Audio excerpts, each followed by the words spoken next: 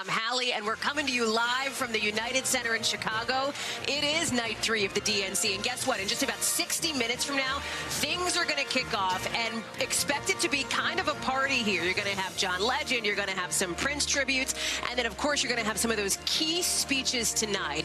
All of it to help make the case that Kamala Harris should end up in the White House, along with her running mate, Tim Walz. It is Walz Wednesday. We're going to hear from him. We will see him formally accept that VP nomination right behind me here on stage. Let me take a look.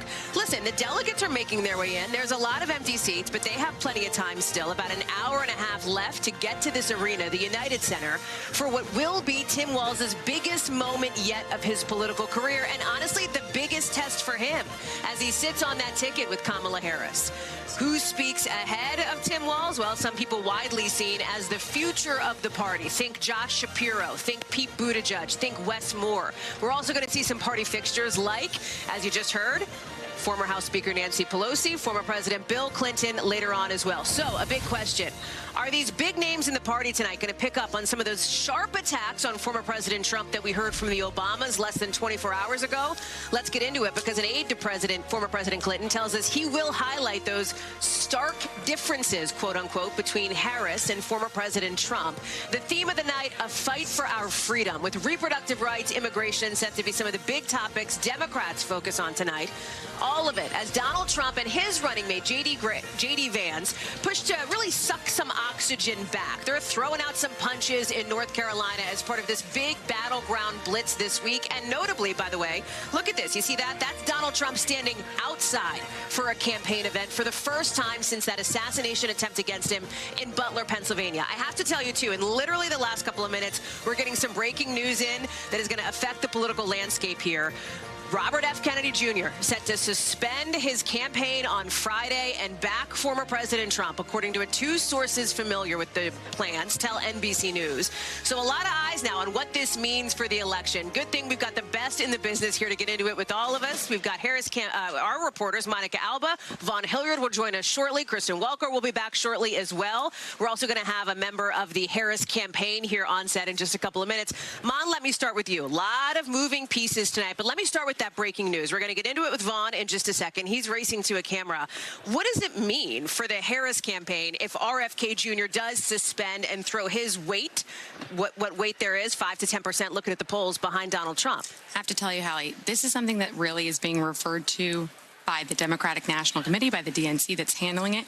They have dedicated an entire mini office and effort and put certain staffers in charge of tracking this third-party candidate issue. Interesting. And that is who is speaking out tonight. And they are referencing that speculation that he's going to end his bid. We have our own reporting that that is the plan. 48 hours from now is our reporting. By effectively referencing the fact that this is a person whom they have called out his record, they have called out his controversial statements, and they are putting it in that kind of context. But for the last couple of weeks, the Harris campaign has not necessarily wanted to talk about any of their involvement or communication with Robert F. Kennedy Jr.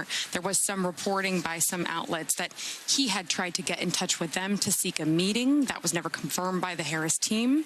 I know perhaps we can ask somebody about that here who could maybe shed some light on it. But notably, this week, that's not where they want the attention, right? They don't want to be putting the spotlight on that. They want to be talking about how energized and how unified the Democratic Party is, and anything that could splinter that is problematic. At the same time, there is an acknowledgement that if he comes out, Robert F. Kennedy Jr., and backs Donald Trump, that's something that certainly they will have to respond to and plan to. You talk about what they want to be talking about. What do they want to talk about? What's going to happen on stage, right? You had that raucous roll call that we brought you live right here on NBC News last night. As that unfolded, you've got like basically a mini concert that's going to happen on stage later tonight. You've got those high-profile speeches with the big headline, of course. It's not in this. Tim Walz. Oh. Exactly.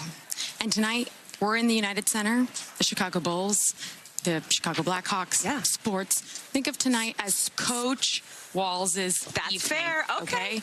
They're going to get a little bit He's sporty. channeling his inner Steve Kerr, perhaps. Yes, let's see. Yep. There you go. And so tonight they want to introduce Tim Walz, the person, to America. And people maybe have seen some snippets of him in the last couple of weeks, but they don't feel like they know his record, his background, the fact that he was a high school football coach, the fact that he had that military service, the fact that he has really had this life experience that is quite different from Kamala Harris in a lot of respects. So they're going to try to do that, and they're going to frame it through his wife, Gwen Walz, who is not speaking tonight. She doesn't have a speaking role. She has been seen at the convention this week, but instead she's narrating an introductory video, which I believe we have some of if we want to play it. Let's hit it. When one of our students started the school's Gay-Straight Alliance, Tim agreed to serve as faculty advisor because he knew how impactful it would be to have a football coach involved. He inspired his students, and he changed lives. He is just so joyful in everything that he does, but I think also standing up for, what he believes to be right, stands up to bullies. And so I think what you're going to be hearing from both former students and those who served alongside Governor Walz is trying to paint who he is from a personal perspective. Yeah. There's not going to be a lot of policy tonight. They want to focus on the biographical. And then you're also just going to be having other speakers tonight, like Pete Buttigieg, who's appearing in his personal capacity and not as his transportation secretary capacity. They like to make sure we know that for Hatch Act violations. There's a difference. Got it. Yep. And he is also going to be speaking and maybe reaching out to some of those voters who are more rural, Midwestern voters that they believe Governor Walz can really appeal to as well, Hallie. Monica Alba, so many pieces of reporting coming from you, coming from the team. Thank you for being here to talk us through it. We'll talk 1,000 more times tonight. I appreciate it. Somebody who has plenty to talk about is our next guest who's joining us, Ian Sams, now a senior advisor to the Harris campaign. Ian, thank you for joining us here on set. Thanks for having me. Listen, lots to talk about, and let me start with some of that breaking news that we're going to get into in just a sec with Vaughn Hilliard here. RFK, our reporting here at NBC News, is going to suspend his campaign on Friday, according to two sources familiar with those plans, and he's going to back former President Trump. How does that affect your campaign?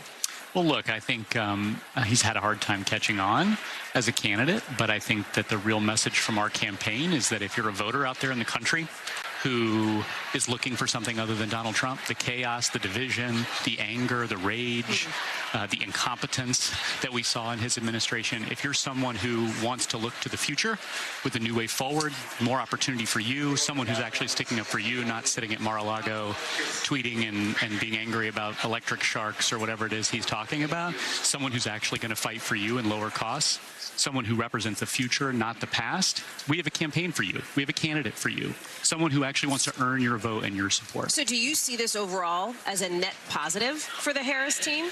Well, I think that it's going to lay bare exactly what Donald Trump is trying to do in this campaign, which is to be extreme and divide and kind of at this point say nonsense that's not really doing anything for the American people, and it's going to crystallize the choice. There's two candidates in this race, Vice President Harris and former President Trump, and that's going to be the decision voters make in November. So let's talk about what's going to happen here in the United Center behind us. As I'm taking a look now, it's early minutes. We still have some time before the room fills up, and then, of course, before Governor Walz gives his big speech. Midwestern dad vibe energy, like what's the expectation that he's going to bring? He's going to be introducing himself to the country. I mean, how often do you have a vice presidential candidate who used to be a football position coach and a school teacher? I mean, it's just something that we haven't seen. I'm from rural East Tennessee.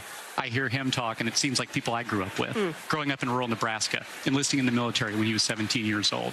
But not just doing those things, being someone who was really empowering his students to think big about what they could achieve in their life. You've seen some of his former students come out and talk about this. You saw the video that you just showed where he, as the football coach, was a mentor to the Gay-Straight Alliance. I mean, that's the kind of person he is, a big heart, big empathy. And tonight he's going to be introducing himself to the country. There's going to be a lot of eyes on that speech, not just in this room, but to Americans behind the cameras who are watching from home, and also from the Trump-Vance campaign, who will be obviously very closely assessing the things that Tim Walz says. We know that the party, that he is going to tout his military service tonight, his military record, on a day when you have this new letter from 50 Republican veterans in Congress calling out, in their words, and I want to pull it up here, egregious misrepresentations of the governor's military record.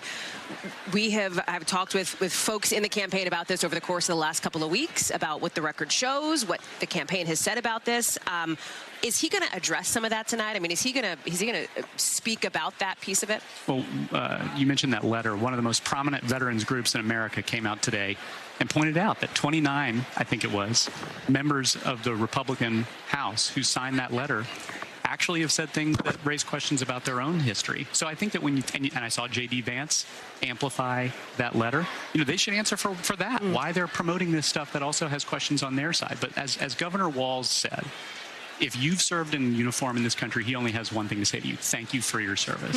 I think you'll hear him talk about his own experience over the course of a 25, 26, 27-year career in the United States military, what that meant to him, what it meant to him as the son of a veteran, someone whose family is steeped in military.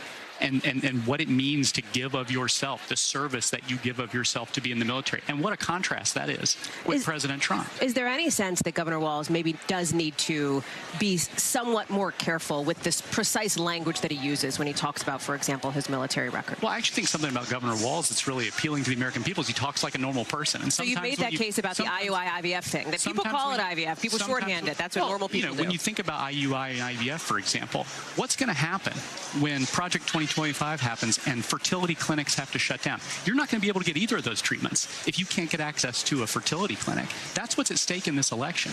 And so Governor Walz talks about his own experiences the same way a normal person would. Sometimes we say things and we slip up a word here and there, and we take accountability for that.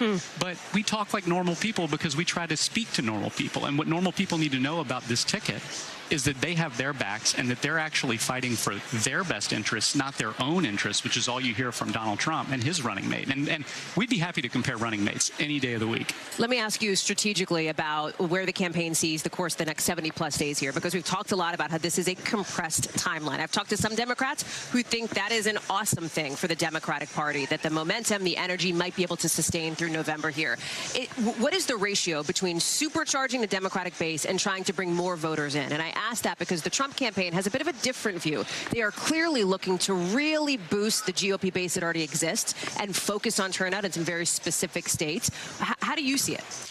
You hit the nail on the head. They're talking to a small number of people, their own base. They're pushing an extreme agenda to try to keep their own extreme base riled up.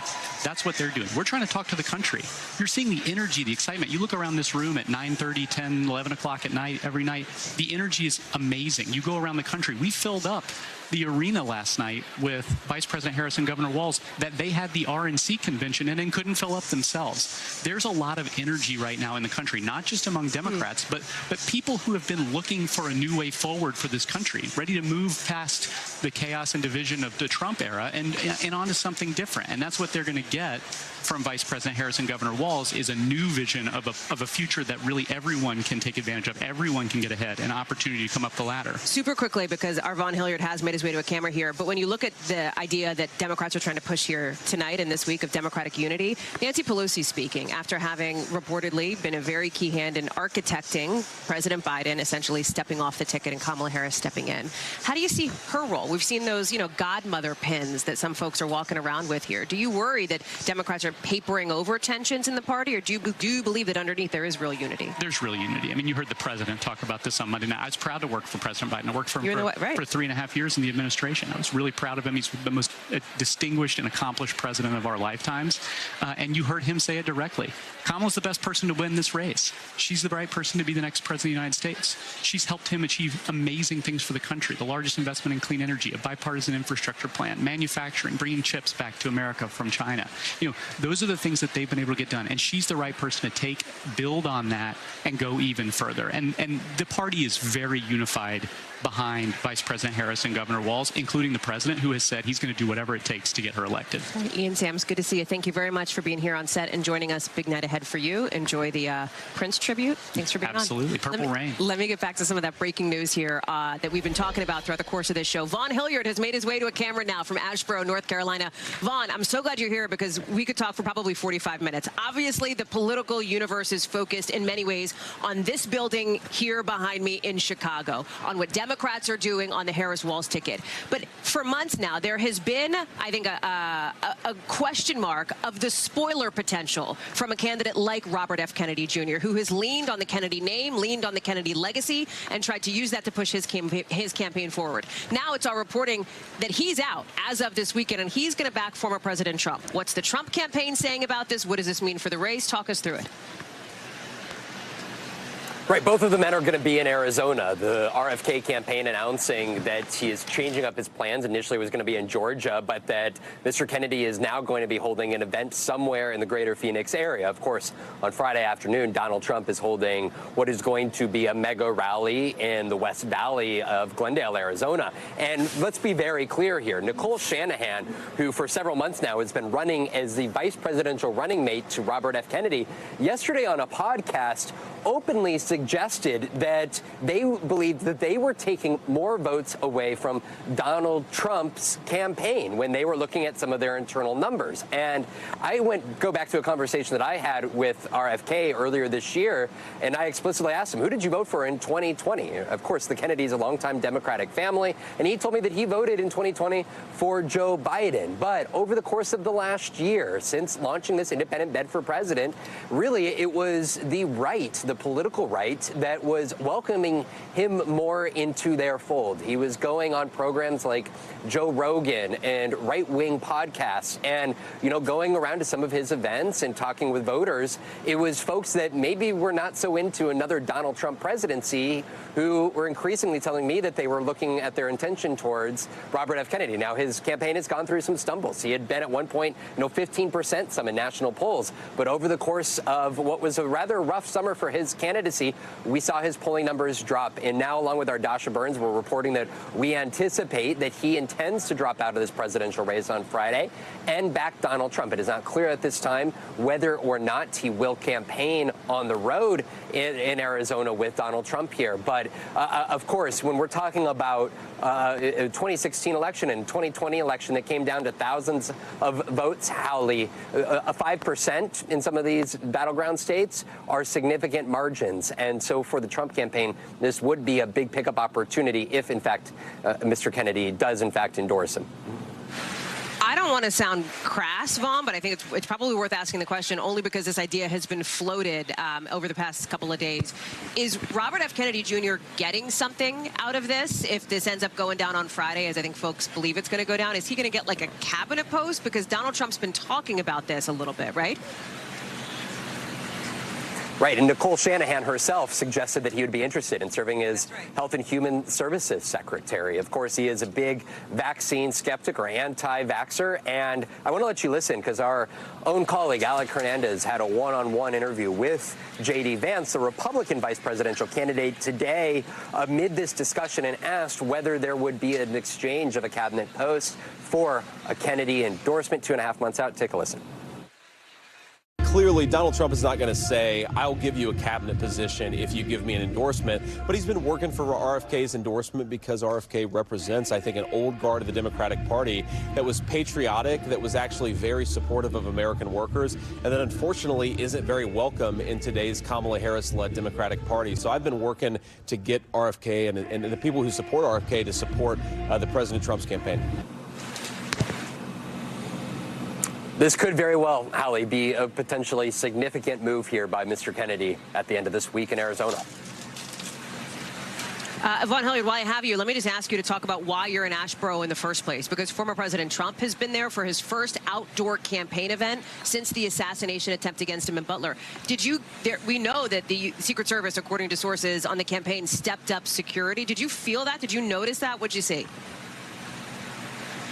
Absolutely. You saw the bulletproof glass that was in front of his podium and behind his podium. And on the nearby roofs of some of the buildings here, you saw an increased presence of the number of Secret Service agents here. And so I think it was notable. We know that Donald Trump likes these outdoor rallies. He wanted to get that back out there. And within just over a month from that attempted assassination, he is back out with outdoor events here, Hallie. Von Hilliard, live for us there in Asheboro. Vaughn, thank you very much. Let's bring in a couple folks who know a thing or two about politics. That's Chuck Todd, of course, our chief political analyst, and Democratic strategist Amisha Cross, joining us here in the booth. So, Chuck, let me start you off on this. Yeah. The RFK of it all. Yeah. Go. Look, it was an irrelevant candidacy. If he doesn't hurry up and drop out this week, I don't know if you even bother to bring cameras. I say this because his support was dwindling, and his biggest donor was no longer giving him money. The longtime scion, Timothy Mellon, who's been a big donor to the Trump super PAC. So when you see that combination and the switch, like the biggest thing that happened to him was the switch of the candidacy. That's right. And about 70% of his supporters have just melted away.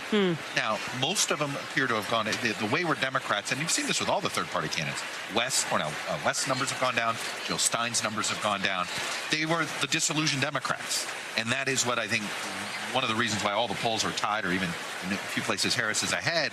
Most of that is consolidation of the Democratic vote, including what was there with the third parties. And, you know, for me, Kennedy's candidacy was clearly not being run very seriously, and here's how you knew it. The day after that, the weekend after the debate debacle, in theory, should have been RFK's moment to shine. Full court press. Exactly. See? Biden can't do this. I'm the only alternative. Not a single Sunday show. I think he went on some kooky podcast or whatever, and that was about it, right? I mean, so they didn't even understand how to run a block, do the basic blocking and tackling of a campaign. When you get a moment, you seize it. And they never seized the moment, which told me he wasn't running to win. He was running for some other reason. And maybe this is the reason. Maybe it's basic attention. Maybe it's to, if the Democrats won't take me, maybe the Republicans will. Do you see it, Amisha, as a win for Democrats for the Harris-Walz campaign? That he's switching over? Well, I don't think that he was peeling any real votes away from Kamala Harris anyway. I think that it's going to show the colors that he was always showing that he had. He's an anti-vaxxer. He's someone who was more adjacent with being MAGA-like than he ever was with the Democrats. And at this point, it is calling him out for who he is. And it's not surprising. He's tried to hedge on both campaigns to get a potential position in anybody's White House that was available come November. And I feel like at this point, this is his last-ditch effort. I agree with what Chuck said just a moment ago. There are multiple opportunities here for him to seize on a moment, and that moment kind of dissipated when the top of the Democratic ticket changed, because he was the person who was trying to appeal to voters who were the double haters. That ended up going away, and he didn't take advantage of any of the real mistakes that have been made by the Trump campaign, and that showed me one thing as well, that he was going to be more aligned with Donald Trump, because he never came out against any of the crazy things J.D. Vance said. We can say whether he agreed or disagreed with him. We don't know, because he didn't say anything, but he's been trying to ease his way into that campaign for a while. Okay, so you talk about momentum, you talk about energy. That is what the Harris campaign, the Walz campaign is trying to capture here tonight. And you've got an interesting lineup of speakers. You've got, I say the old guard, not as it relates to age, but just simply as it relates to sort of the establishment piece of it. Nancy Pelosi, Bill Clinton, who's going to be here. But you've also got people like Josh Shapiro. You've got people like Pete Buttigieg, people who are widely seen as kind of the next generation of party leaders and party stars here. Talk about that interplay, that dynamic as you see it, Amisha. I think it makes a huge difference, because what we're seeing is what that next generation of leadership is. We talked about it in the emergence and the ascension of Kamala Harris, but the bench for the Democratic Party is vast. And I think that having that conversation, being able to put the issues that matter on the forefront. We know that Pete Buttigieg, not only is he heir apparent to transportation, but he's also somebody who's having that conversation about why it's important to keep government out of family business. We know that his family is one that is reminiscent of many growing families across the country, and we know that the right has had several attacks on the LGBT community. I think that he's going to talk about that. I also think that he's going to talk about what we've seen from the right when it comes to the erosion of civil rights and access. These are conversations he can have in addition to the growth that we've seen from the Infrastructure Act, Infrastructure and Development. It's going to make a big difference to see these newer faces on the forefront, but also it showcases the diversity that exists within the party, and that diversity isn't one of just race. I want to talk to you, Chuck, because as we look, one of the people we talked about is Josh Shapiro in Pennsylvania, and we're looking down on the floor. Pennsylvania has a nice seat. They got a good section right up there front and center. Well, that's the thing, right? Of all the battlegrounds, that's one that is just so critical to both campaigns here. Talk through the Shapiro factor, because he's somebody who got a huge round of applause when you look at that roll call last night. There seems to be this, I mean, he was right there in the short list, one of the top 2 or 3 candidates for her running mate. She obviously went with Tim Walz instead. What kind of an animating force is he, and how does he play a role tonight? Look, I think he's somebody who's part of the future. You know, one of the reasons that I thought he might not get picked had nothing to do with everybody was debating. I do think people ought to be reminded he's only been in office 2 years, not even 2 years. That's right. About 18 months. And yes, getting that I-95 bridge back, we're I-95ers, you and I, right? Grew up right there, man. Let me tell you, yeah. And we know the importance of I-95. Wasn't a tire fire he had to put out. Sorry, I couldn't help myself on that one. But he got it done fast. So it was like, you know, I do think he can help tell a story. Hey, government can be effective. Government can be responsive. So, and he's clearly a really talented speaker. I mean, I think back to the introduction he did to Terrace Walz. That's right. That first day. We were on set. You were worried he was going to suck the oxygen out of the room for Tim Walz. That's right. That's right. It was so he wanted to. Let me show you what I got. That's right. Yeah, That's right. A little bit of, hey, let me show you what you didn't, what you missed. You know, he made sure he dressed up really nice for that event, right? So look, I think everybody's tried to make too much for obvious reasons. I think the Republicans wanted to make his faith an issue. I really think he was only in office 18 months. That, to me, would have made him look overly ambitious. It's interesting. And also a short vetting period anyway for somebody who hasn't been in office that long. Real quick, the Clinton factor. I mean, we saw Secretary Clinton on Monday night, the former secretary, really giving that, of course, indictment of former President Trump, shades of 2016, the little smirk on the lock him up chants that erupted here. What are you looking for tonight from her husband, from the former president? I'm looking for a reinvigoration for the Democratic Party and the Democratic ticket. Is he the guy to do that? I think so. There are still a lot of people in the Democratic Party or Democratic voters who love them some Bill Clinton. And I think that for him to be able to be that person who's always been soulful, who's always been able to speak and reach multiple audiences, he's going to definitely do that tonight as well. And he's an extremely smart candidate. I will say one thing. People forget a lot of Trump's voters today were Clinton voters in the 90s. Exactly. And I do think he still has some ability to talk to those voters. Chuck, Amisha, great to see you both. We'll be talking again throughout the night. Really appreciate you being here. Want to get now to what's happening outside the United Center, some of those protests outside the convention. Want to show you the scene just within the last minute or two here.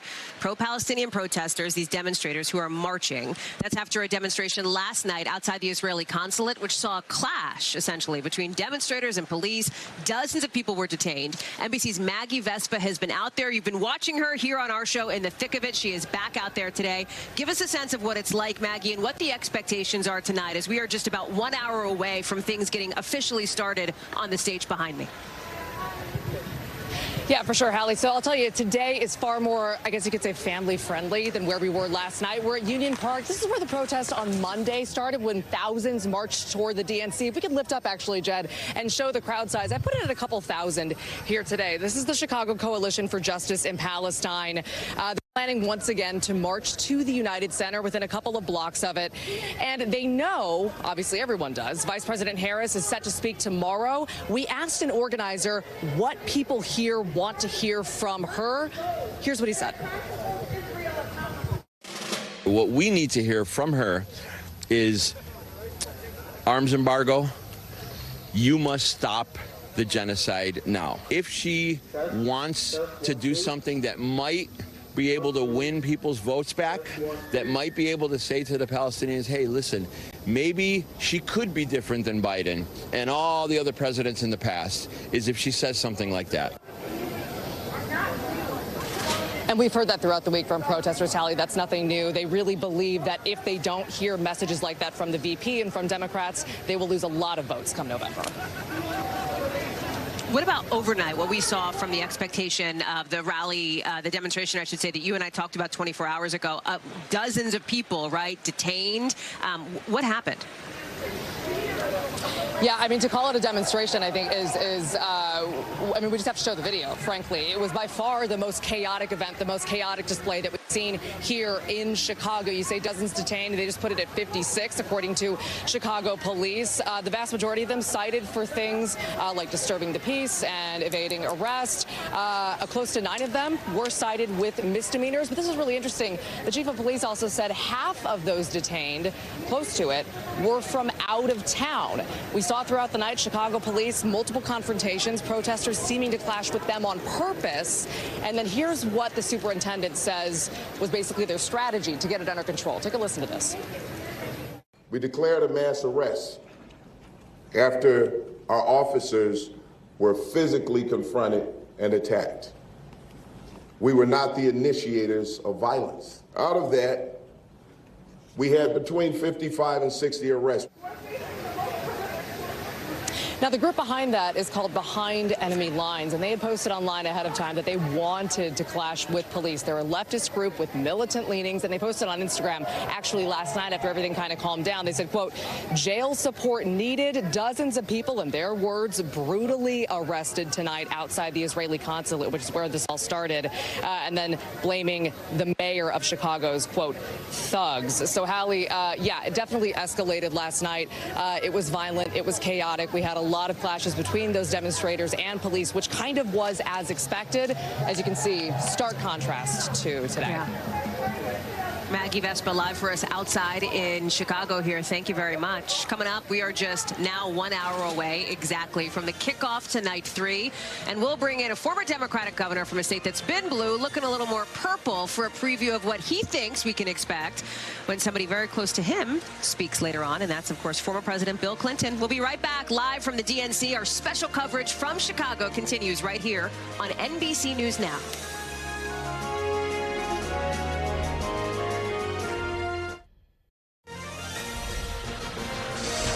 So tonight's lineup of speakers as we get ready for the Democratic National Convention to begin in just under an hour from now is set to include a number of big political names in the party, including the woman who some see is perhaps among the most powerful, certainly among the most powerful, if not the former House Speaker Nancy Pelosi. We've reported she played a role in clearing the way for this new Democratic ticket just within the last month. Without her, there may not be a Harris-Walz ticket that you are seeing here at the convention right now. And the result here, seen as an example of her longtime role as a power player in the party. So much so that, look at this, these are some of the pins that some of the delegates have been wearing. According to Politico, the godmother, it says, with Nancy Pelosi's face, those puppet strings there up on the text in the upper right-hand corner. Let me bring in now somebody who understands the party, who knows the party well. That's, of course, former Virginia governor and former DNC chair Terry McAuliffe, who is joining us now. Gov, it's good to see you again. Thanks for being on with us. And you know when I first met Nancy Pelosi? Tell me. 1979. So you've known her. You know how she rocks. You know how she rolls. 45 years. I love her. Okay, so what do you expect from her tonight? Fiery, dynamic speech. Why we are who we are as Democrats, and how important this election is, and we got to win the House. And so she's going to talk a lot about the House politics. We got to get the House back in the insanity of Donald Trump and everything that comes with his extreme agenda. Of course. Protecting women's rights is going to be the big deal. Yeah. She's going to talk about that she's been a champion on. She's speaking to not just the audience at home about all these different issues, but also to the audience in the room. And it's a dynamic that we saw on Monday night play out. President Biden giving his kind of swan song, not his goodbye. He's not out of office yet, but certainly what is likely the last major speech of his political career, at least at the moment. And you saw those pins, right? I mean, Nancy Pelosi has talked about how she loses sleep over concern that she ruined her relationship with President Biden, that she preys on that every day here. Is it a lost cause? Listen, she loves Joe Biden. I mean, she and I say we've known Joe Biden for 40 years. I think we went through a tough couple weeks. Listen, at the end of the day, Nancy Pelosi wants to make sure that she has control of the House. She cares nothing more than making sure that Hakeem Jeffries is Speaker of the House and pushes through an agenda. We're going to win the White House. We got to keep the Senate. But, you know, I had lunch with Nancy today. We did a thing for the National Democratic Redistricting Commission. She has been so involved in making sure the tools are in place so that Democrats can win at the House. She lives, dies, breathes for the U.S. House of Representatives and Democratic gavel control. Do you believe that she is the one, in so many ways, pulling the so-called strings inside the party? I wouldn't say that about Nancy. If she does something, she does it very vocal. There's no behind the scenes with Nancy Pelosi pulling string. She's vocal. I mean, it was reported she talked to the president on the phone, said, put your pollster on the phone. She doesn't do things behind them. I've known her forever. We knew where Nancy Pelosi stood. She wanted to make sure the Democrats were in the best position. We're in a great place today. She loves Joe Biden. We got a historic convention going on. Kamala Harris has raised over $500 million in 27 days. 500,000 people signed up for grassroots activism. We've never seen anything of this magnitude running against crazy Trump. Their convention, look at, we had Barack Obama. We had Michelle Obama. We had Joe Biden. We've got Bill Clinton tonight. We had Hillary Clinton. Who did Donald Trump have? Was Dick Cheney there? Was his vice president Michael Pence there? Was former President George Bush there? No. So 2 questions. 1, were they not invited because they were embarrassed by him? Or 2, They refused to come to the convention. Either way, Hallie, it's not good for the Republic. We are a party that's big, broad. Bill Clinton tonight, remember, when he takes that stage tonight, this is a president, and you got so many young viewers. I was around then. You were barely born. But he had 2 years of budget surpluses. Almost unheard of today with a $34 trillion debt. Budget surpluses. He's the explainer in chief. He is going to fire up this crowd tonight. Tim Walz, who I've known forever, great governor, is going to fire it up. Nancy's going to speak tonight. Pete Buttigieg. It's exciting. To your point on the Republicans, just to say this, I do think that the Trump orbit would make an argument that that is not where that party is anymore. Like, those folks weren't there because that's just, it is Donald Trump's party, and those are not Donald Trump's people. Just to say that, when we talk about who the Democrats' people are, though, we know it's the folks that you name, including that younger generation too: Pete Buttigieg, Josh Shapiro, et cetera, Wes Moore, others who are set to speak tonight.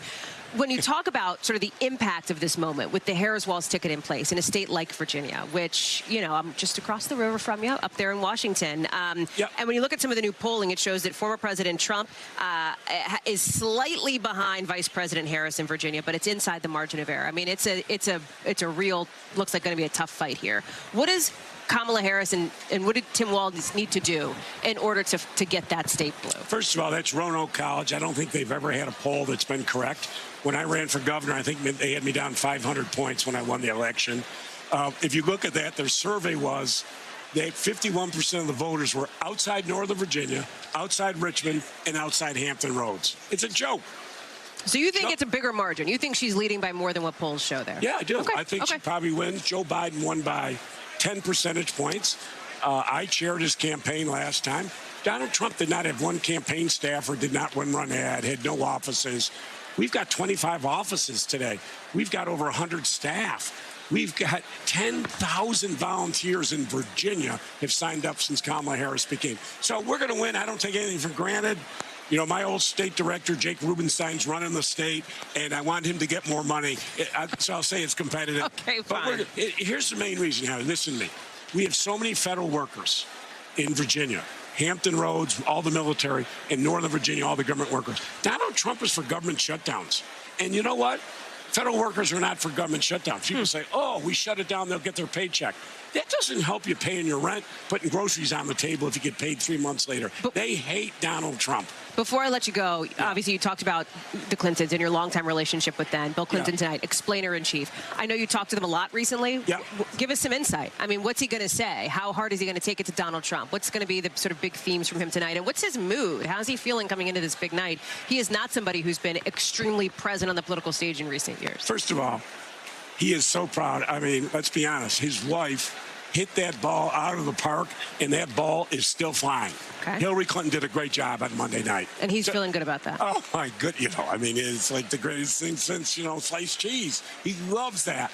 So tonight's his night. And just as he did for President Obama in 2016, they called him the explainer-in-chief, went through the economic. Listen, at the end of the day, Bill Clinton lifted everybody up. You know, record amount of new jobs created, budget surpluses. Everybody got lifted up. And, you know, Bill Clinton's a positive guy. He's not a negative.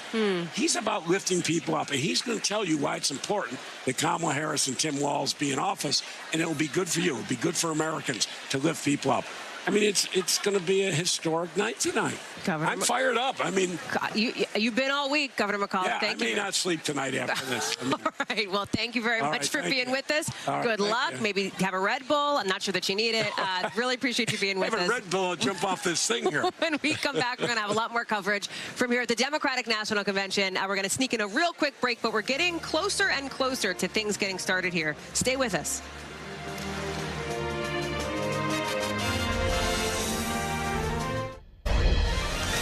We are back now live from the Democratic National Convention. You're looking at the floor. I mean, are there empty seats? Sure, but it's still early. Do you show up early to a party? I don't know if these delegates will either. Let me bring in somebody who did show up early to this party, and that's NBC News Chief Washington Correspondent Andrea Mitchell. The News Now party, obviously. Andrea, thank you for being with us. It's great to be at your party. You were listening, I know, to the conversation I was having with Governor McAuliffe right before the break, the former Virginia governor who's very close to the Clintons. And very interesting to hear him talk about Bill Clinton being really fired up, trying to take on this explainer-in-chief role. What does that mean, right? Like, does that mean, for people who don't sort of remember that, like, what is he wonky? Is he positive? Like, walk us through it. He is the best, well, what Obama called him was secretary of explaining stuff. He's going to talk about the economy, the middle class, lifting people up, the contrast between Democratic policies and Republican policies, certainly the Trump policies. And no one can do this better. You know, if he's in his game, he's been handwriting it as he does his own speeches. You know, this will not, I don't think, be the long speech. Remember his 1988 speech in Atlanta in the Omni when the best line was when he said, and finally, he was the keynoter. He ended up going on the Tonight Show with his saxophone to try to fix it with Johnny Carson because he had really bombed bad.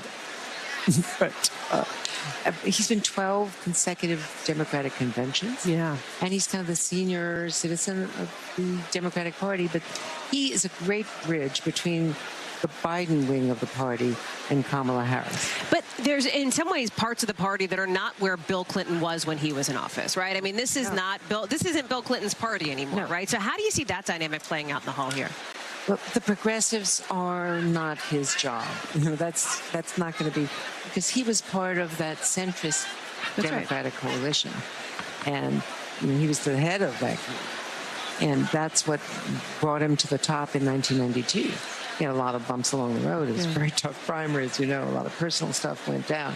But he actually came to the even though he came in second, he didn't come in first. Paul Songas did in New Hampshire.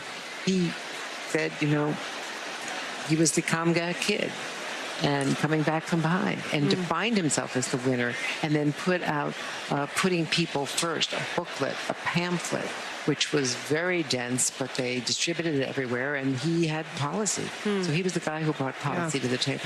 And it was interesting, too, to hear sort of the preview of it being a sort of a positive moment here, because that's also what Governor Tim Walz is expected to bring to the table, that idea of the sort of happy warrior, somebody who's bringing that, like, as we said to Ian Sams from the Harris campaign earlier, that, like, Midwestern dad vibe that a lot of the Democrats love to see. You've covered a lot of conventions, Andrew. You've covered a lot of Democrats. What is something, and you've done a lot of TV today, girlfriend, what's something you haven't said on the air today that you think is important? What's something that we're not talking about tonight that we should be talking about? How does the party go on the attack and do mean and dirty and go after Donald Trump? Hit him back harder. I mean, that's what basically Michelle Obama was saying, you know, when they go low, you go lower. This was a big switch for her. How do they do that without being joyless, without losing that happy warrior vibe? And I did feel on day one, they were sarcastic, they were nasty, they were taking Donald Trump down, they were giving him, you know, as good as he could give them, they were punching back. They've got to fight, but they've got to find a way to do it the way Kamala Harris has been doing it. Make fun of him, diminish him. I mean, I'm not in the habit of giving them advice, but I did feel that they went so negative that the hall loved it. But there's a danger to that. You want to reach out to independents. You want to reach out to the Nikki Hallie voters. And I'm not sure how much reaching out is going on here. Andrea Mitchell, it's so great to have you. Thank you very much for being with us. Thank you. Our bird's eye view here of the stage. This is the best. It's a good seat, and we'll have a good seat when things kick off in just about 45 minutes. Thanks, Andrea. Thanks, Hal. Coming up, the seats are filling up, and so are the Harris campaign coffers. We're going to get into that fundraising hall with some new reporting from NBC News about what this moment means from that perspective as you look at the beautiful river here in Chicago running through downtown. We'll be right back.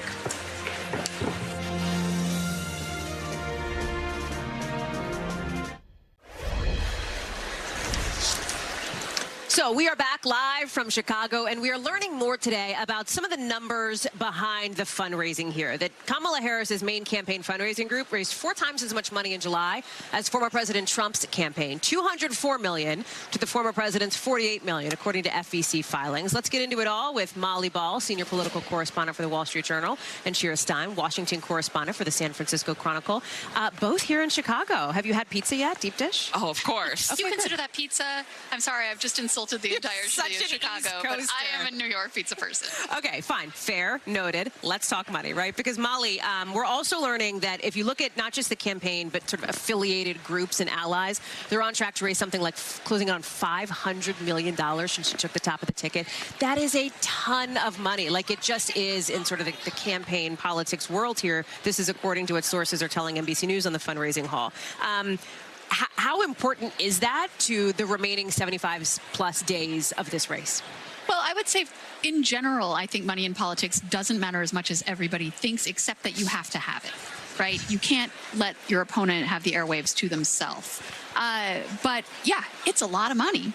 And it's also a sign of the tremendous outpouring of enthusiasm for Kamala Harris, right? Because money is also emotion. It's a signal that people, but it is also the compressed time frame of this campaign. That if you raise $500 million over the course of 9 months because you became the nominee back at the beginning of the year, it's not as impressive as if you raise it all in one fell swoop.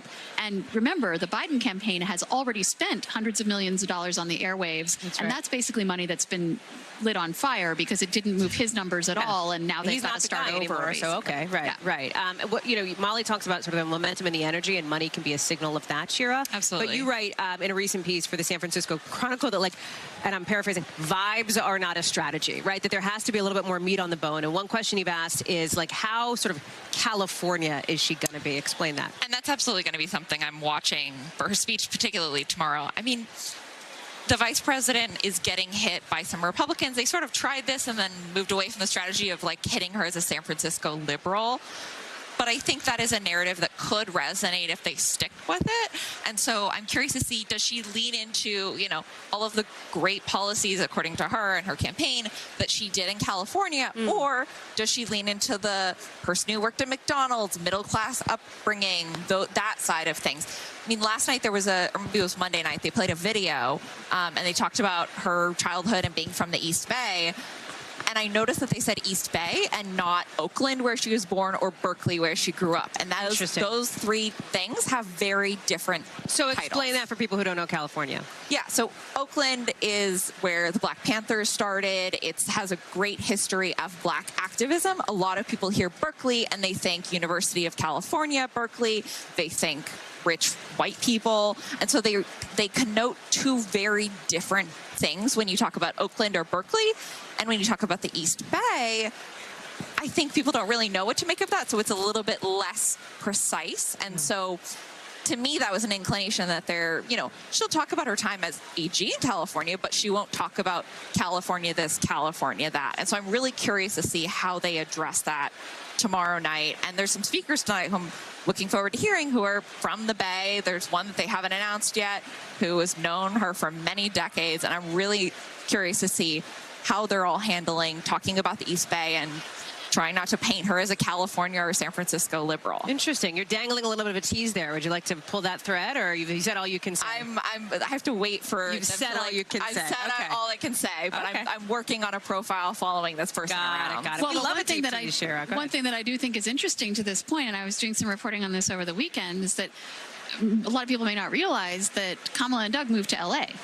And there's a lot of people in San Francisco who feel like when she went from San Francisco to DA to Sacramento to be AG, she sort of left San Francisco politics behind. And then when she moved to Washington, in a lot of ways, she left California behind, arguably. Oh, nobody I've talked to said that in the California delegation. Okay. They all still see Well, they want to claim her, of course. Well, yes, but the people that I talk to, the people who are friends with her, the people who have known her for decades, they still talk to her on a regular basis. She still calls them. She still has a relationship with them.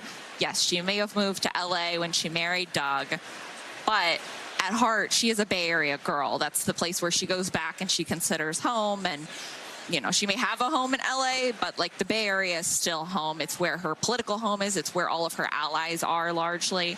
So I wouldn't consider her to not be that. You talk about Californians speaking. One of them tonight, of course, is former House Speaker Nancy Pelosi. And Molly, you've got this new piece out today where you say that Democrats' upbeat convention has Nancy Pelosi to thank. But she's kind of downplayed that a little bit. Did you see her on Colbert last night? I want to play a little bit of a clip. She went on, and here's what happened. Look at this. Many people think that you were one of the architects of that change. Does that bother you Does that idea bother you that people think that about you? Well, I think the president made his own decision, and they should respect him for that. It's this dynamic, this really sort of interesting push-pull dynamic. The question has been asked, would this vibe, so to speak, be the same in this room a month, if this convention were a month ago and it was President Biden up on that stage, right? Absolutely. Do Democrats have Nancy Pelosi to thank for that? I think so. I mean, that's why I wrote that that story with that headline. But you can also, of course, understand why she's downplaying it, right? Yes, she was very significant in helping to nudge the president toward this decision. Most significantly, when he said he had made a decision to stay in the race, and she said he still had a decision to make, which as a mom was a gambit I really recognized and respected, right? When your kid does something you don't like and you say, well, I think you still have to make a decision, don't you? But of course she wants it to be seen as his decision because she doesn't want him to be resentful of her, and she doesn't want, to take anything away from the gratitude that so many people in this hall have expressed toward Joe Biden for having done what they see as the magnanimous, the patriotic thing in view of his legacy, in view of history, and said that he would step off. So she wants him to have ownership of that decision, understandably. Last very quick question to both of you. What has surprised you the most this week, being here in Chicago? Shira? Oh my gosh, well, this is my first convention, so a lot of it's surprised me. But I think just the excitement. I mean, I was in Philadelphia, I was in Phoenix with her a few weeks ago, and then I was at the small event her and President Biden did in Maryland.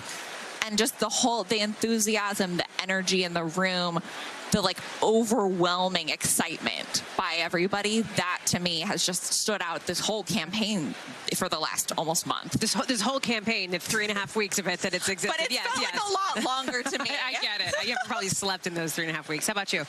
I think I would totally agree with Shira on that. I think we could not have anticipated how much excitement there would be for this new ticket.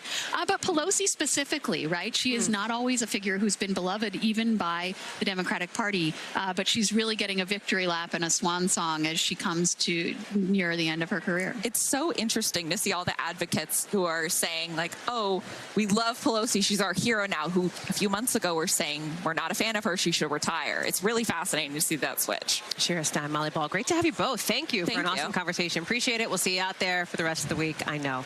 Still to come, we're going to take you down to the floor. Jacob Soboroff is there. Will he be amongst the cheeseheads? Will he be amongst the cowboy hats? We're going to find out in just a second. Stay with us.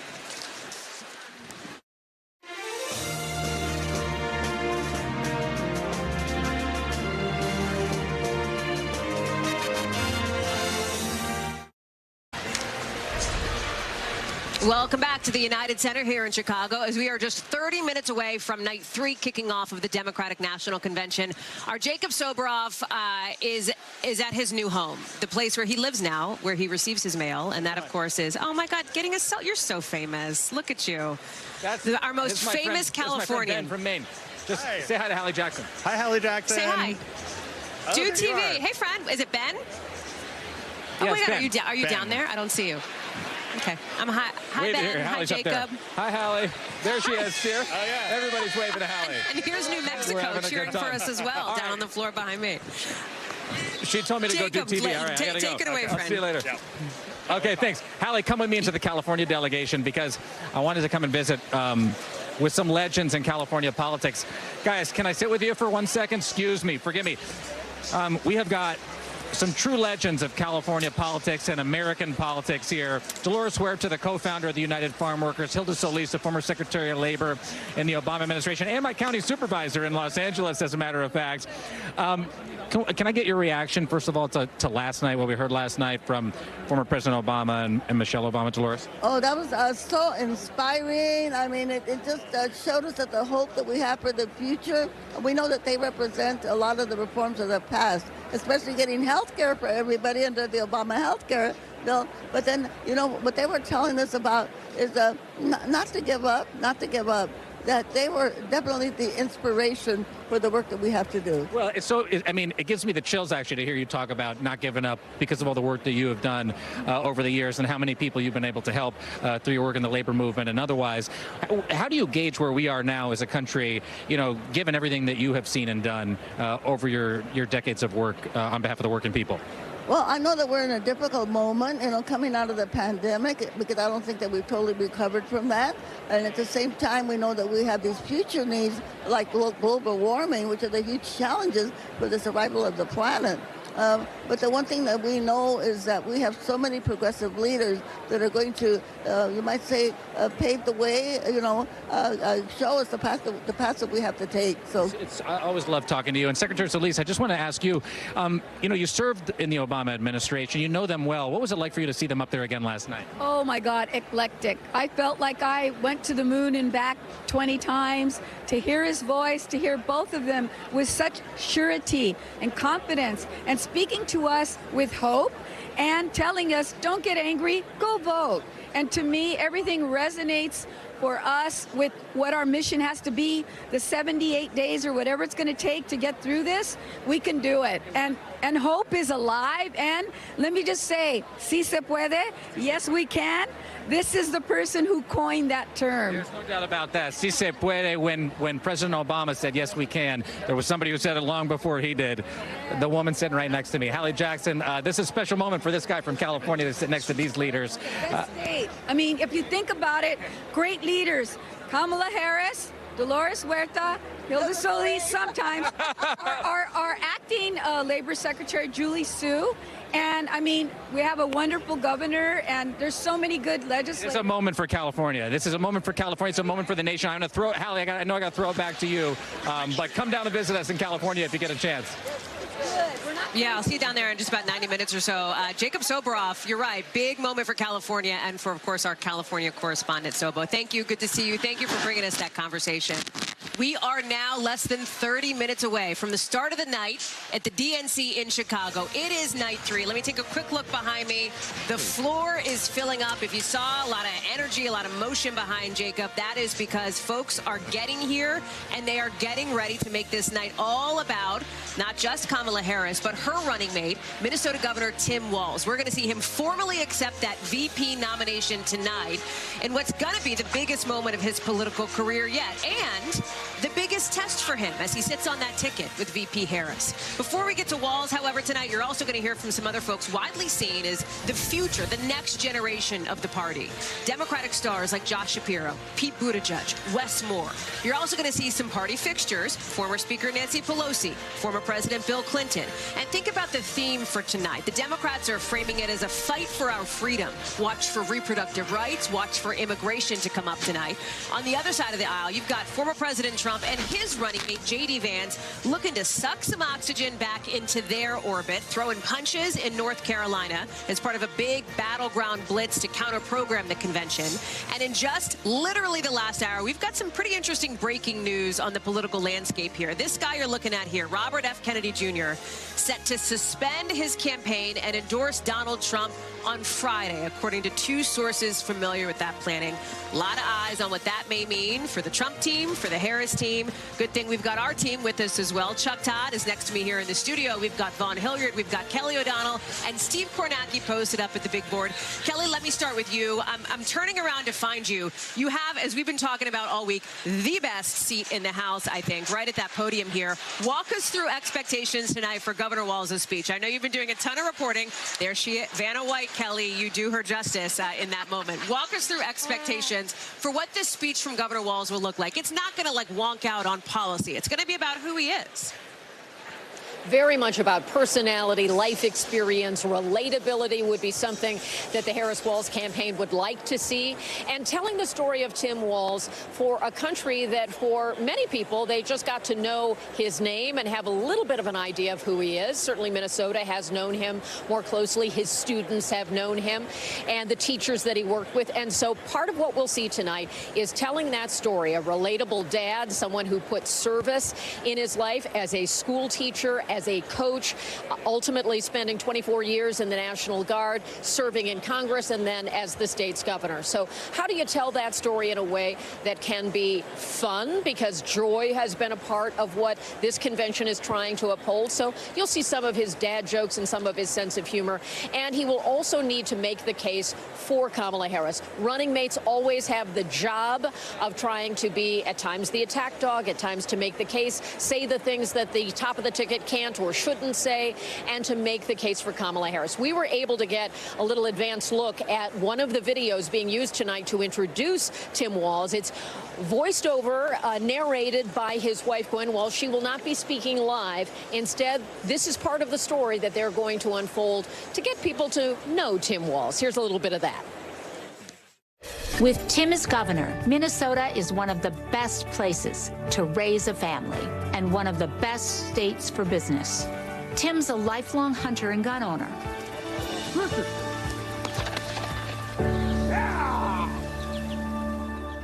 But after the Sandy Hook school shooting, he knew that we had to do something.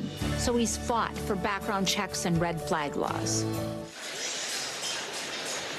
So you get a sense right there, that is not the typical description of a Democrat in many parts of the country, but someone who's comfortable in rural America, comfortable hunting, comfortable in camo.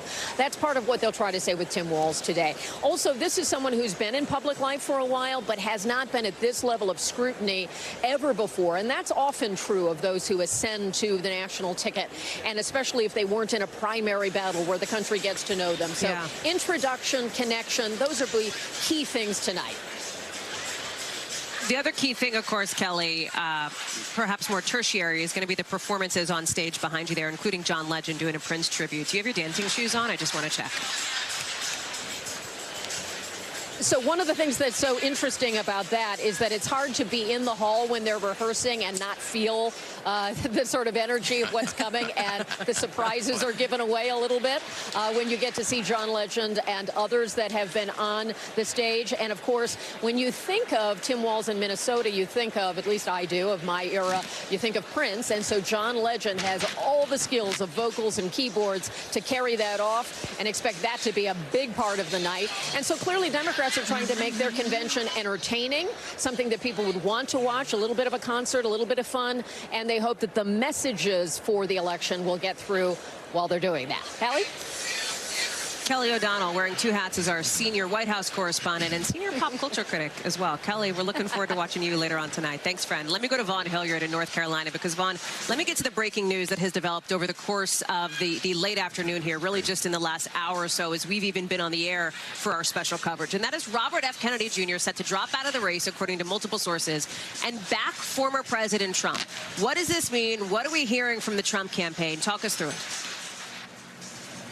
Right, and let's just start with the premise here. In 2020, it was 3 states that came down in total to 42,000 vote difference that made Joe Biden the president versus potentially Donald Trump here. And so when you're looking at Robert F. Kennedy Jr. and the fact, yes, in most recent national polls, he was polling at 3, 4, 5%.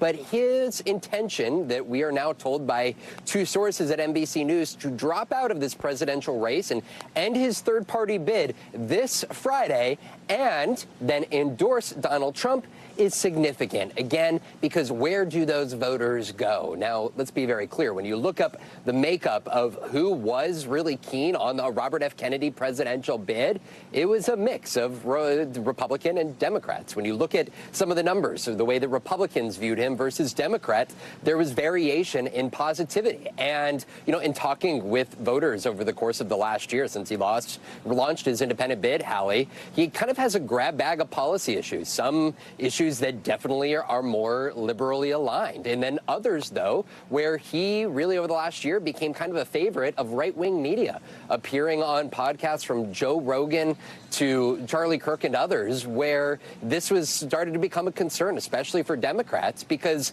he was peeling away some Democratic votes, but also concern for the Trump team. And so if, in fact, on Friday he endorses Donald Trump, this would be a significant pickup, because, as Robert F. Kennedy told me earlier this year, he voted for Joe Biden in the 2020 matchup against Donald Trump. So this could be a big head nod and a big signal to Kennedy's supporters to go in that direction. Vaughn Hilliard, real quick before I let you go, what do we expect as far as, like, you know, so-called war room movements from the Trump-Vance campaign as Governor Walz is expected to take this stage tonight? Really, J.D. Vance has taken it in stride to really become the guy who has targeted Tim Walz. And some questions over the specifics of his military service. And he, up on stage at this rally in North Carolina here today, was going on the attack against Tim Walz. Of course, we expect them to join each other on the debate stage next month here. But this is for the counter-messaging part of this. They are going to be making their way out west to Nevada and Arizona. Donald Trump was on stage here at this North Carolina event just a bit ago, where he went on the attack against the likes of Barack and Michelle Obama, saying his own advisors are telling him not to go on launch personal attacks against Democrats. He says, but did anybody listen to what took place last night? Because he said that he felt that he was personally attacked and felt within his right to respond accordingly. Hallie. Vaughn Hilliard live for us there in Asheboro, North Carolina, where former President Trump was late today. Vaughn, thank you. Let me bring in now Mitch Landrieu, the national co-chair for the Harris-Walz campaign. It's nice to see you. Great to see you. Y'all got good seats. No kidding. And this delegation behind us are Isn't that nice? Big fans here. I love it. You heard our reporting there. I think you heard Vaughn Hilliard talking through RFK Jr. Yep. And That's his expectation. Well, is it? I don't know. You tell me. Well, it's just, when you think about the legacy of John F. Kennedy and Robert Kennedy, and then you come to this, I mean, it's just sad. Last night, Jack Schlossberg, who was John F. Kennedy's grandson, was here. Most every other Kennedy that understands the history and the legacy of the Kennedys are supporting. They supported Barack Obama, they supported Joe Biden, and 100% in support of a vision for the future. He's the first Kennedy in the history of our country that chose the past rather than the future. So it's not a big surprise. He's always been a little bit out there, and, you know, he kind of picked the appropriate team. It's not a big surprise to me. How does it affect the Harris campaign politically? When you look at where his poll numbers have been, somewhere between 5 and 10%. Here's the thing. Every vote counts. There's nothing that's unusual. Everybody knows this race is going to be extremely close. It's going to be in the battleground states. It's a fight, you know, till the end. So every vote counts, and we're going to fight for every one of them. But the idea that Kennedy represents the legacy of the Kennedy, you know, family over the years is just not true. And so it'll be whatever it's going to be, but we're going to take it to the end. We feel like we're the underdogs. We feel like we've got a great thing going, and, you know, we'll meet them on the battlefield where it matters. You talk about wanting to keep up that momentum and energy. Underdog is a word I've heard a lot here at this convention and even beyond here. Let's talk about what's going to happen on stage behind us here. It's Governor Tim Walz making his introduction in so many ways to the American people. But here's the thing. Prime time across all networks, major, I mean, huge numbers. We're seeing a lot of eyeballs on this comparatively tonight. He's not going to get many opportunities like this in front of so many Americans. Well, it's the biggest stage in politics that you get. What does he need to do? Well, first of all, he's going to have a chance to introduce himself to the American people, which for people who, you know, love politics always find interesting. It's going to take him 25 years to become famous overnight. And so I think that what you see about Tim Walz, which I love about him so much, is he's so likable. He's so accessible. This is a guy that grew up in Nebraska. You know, he went, you know, his history now. He was a high school teacher. He was a high school coach. His kids love him. The stories from his students is that this is a guy that reached out and protected people that were being bullied. He then, of course, became a member of Congress because his students said, hey, Mr. Smith, you really ought to go to Washington. Then he turns around and joins the National Guard. 24 years. And what J.D. Vance says about him is, oh, he's got a little bit of a problem. I don't know. J.D. Vance served a couple of years, and everybody is thankful for his service. One of the most untoward things that veterans have said is that you can question the military service of somebody else. 24 years. He could have retired at 20. He stayed 4 more years. So I don't think, like in my state, Louisiana, you're talking about rural Democrats, that dog don't hunt. You don't think that resonates? Well, let me ask you, because there's today even this new letter with 50 Republicans, House Republicans, signing a letter condemning what they call, and I'm quoting it here, egregious misrepresentations by Governor Walz, by the campaign. Do you think that the campaign and the governor is doing enough to push back? The guy that's running the Trump campaign ran the Swift Boat campaign against John Kerry. You're talking about Chris Lawson. They are not, whatever his name is. I'm sure he's a good guy, and he's doing, you know, he's doing what he's doing. But they're not going to be able to Swift boat Tim Walz, because America's going to love Tim Walz. He is what you see. You know, Tim Walz is the kind of guy that will come over and help you cut your grass. He'll actually change the motor in your car. J.D. Vance couldn't find a hardware store.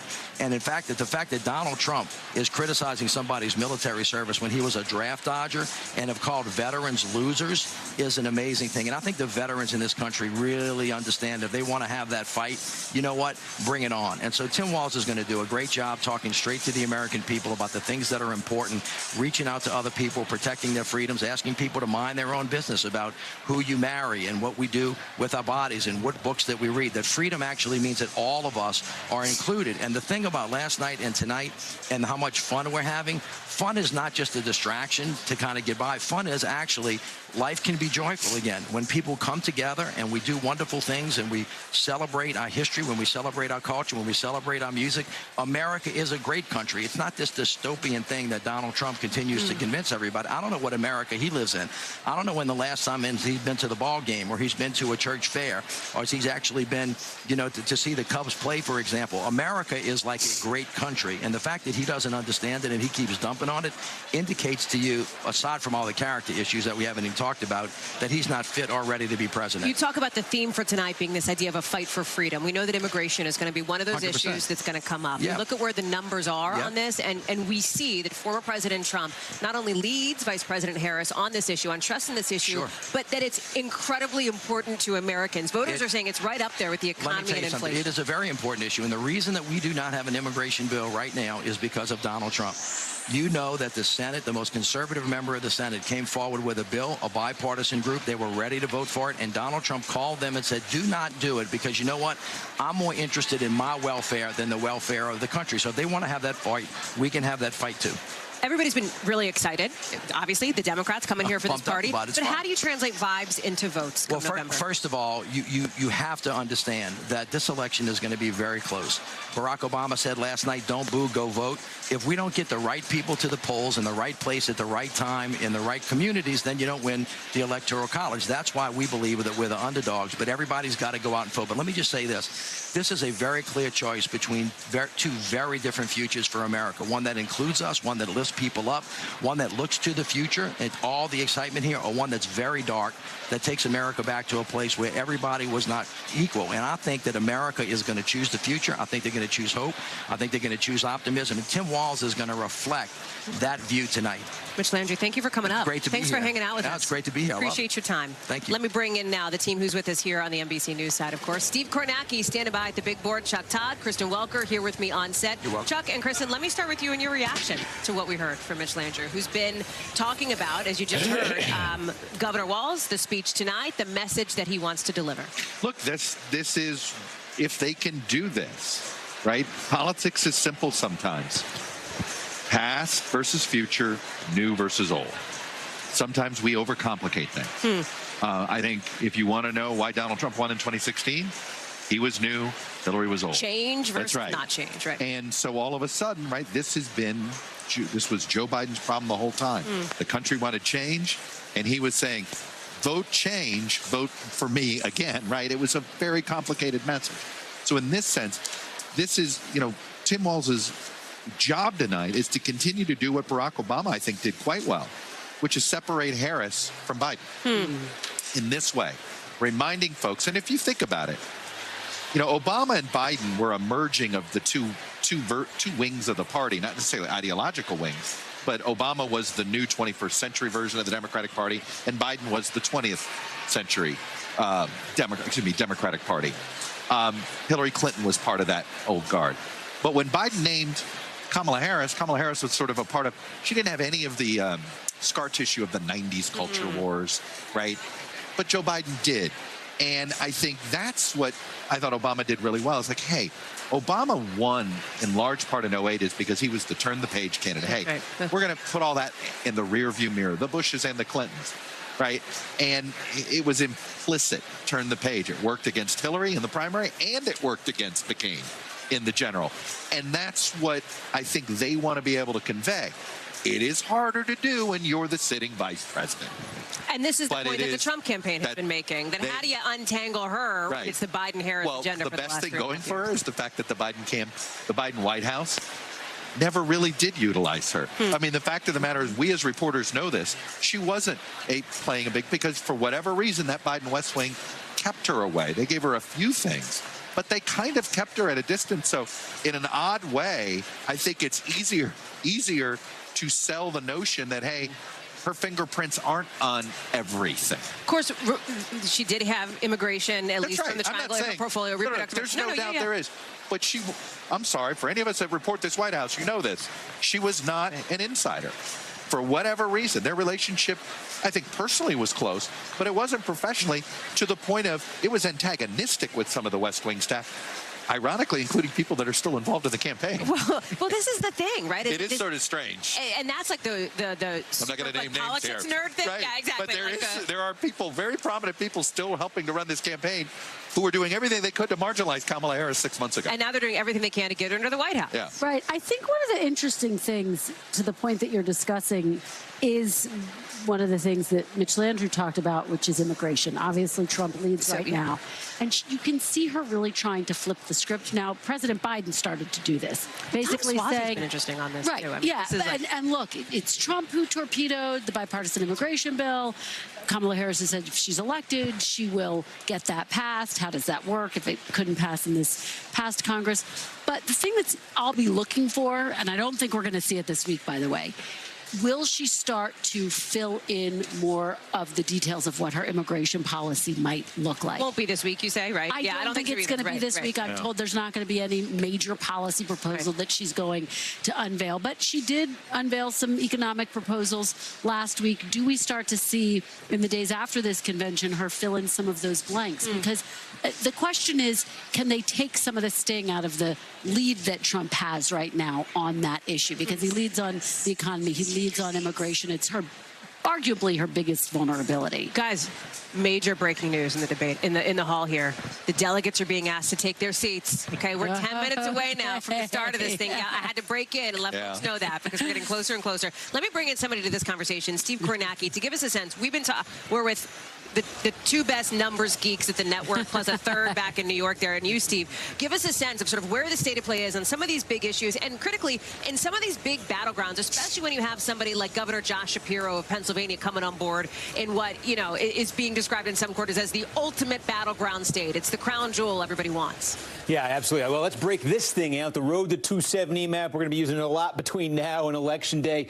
What you got here, one way to look at this is how the race looked in terms of the road to 270 all year, and then how it looks since Kamala Harris replaced Joe Biden at the end of July. So how it looked all year was we had 6 largely recognized core battleground states, and you could really divide them easily into 2 groups. This was pre-Harris, and it was basically the Sun Belt states, Nevada, Arizona, Georgia, were the best for Trump when he was running against Joe Biden. One of the key reasons for that was Trump had shown marked improvement among non-white voters, also among younger voters in the polling relative to how he had done in 16 and 20. And in diverse states like Nevada, Arizona, Georgia, that was popping up in the polls. Meanwhile, states with older populations, more white populations like Wisconsin, certainly Michigan, Pennsylvania, they've been very strong for Trump in 16, but he hadn't grown his support as much there the way he had in the Sun Belt. So what it shaped up as was, from Trump's perspective,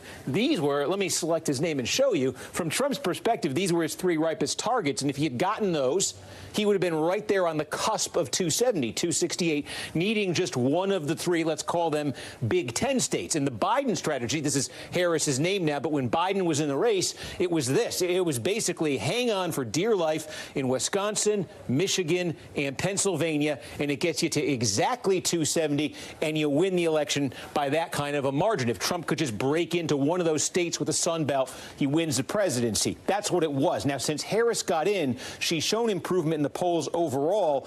Go into the crosstabs. Where is the improvement most specifically demographically?